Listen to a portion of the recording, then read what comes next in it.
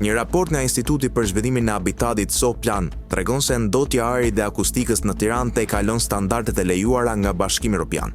Studimi realizuar nga gushti deri në dhjetor të vitit 2024 në 13 pika monitorimi evidenton përkeësimin e cilësisë së ajrit në kryeqytet, sidomos për shkak të trafikut dhe ndërtimit.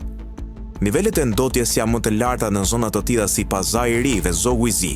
Ka arritur deri në 610 pjesë për milion, ndërsa në qendër të qytetit si Piramida dhe Metreseja vlerat janë më të ulta.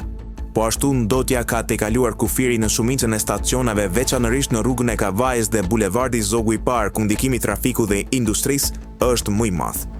Përveç ndotjes së ajrit, raporti vën në dukje se ndotja akustike është e pranishme kryesisht në Pazari i Ri, kryqëzimin e 21 dhjetorit dhe rrugën e Kavajës për shkak të trafikut të rënduar dhe aktiviteteve tregtare.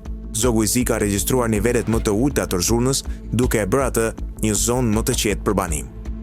Ekspertët rekomandojnë që Bashkia e Tiranës të ndërmarrë masa për uljen e ndotjes, duke reduktuar emotimet nga transporti dhe ndërtimi, si dhe duke shtuar hapësirat e gjelbërta dhe fasadat me bimësi për të përmirësuar cilësinë e ajrit dhe jetesën në qytet.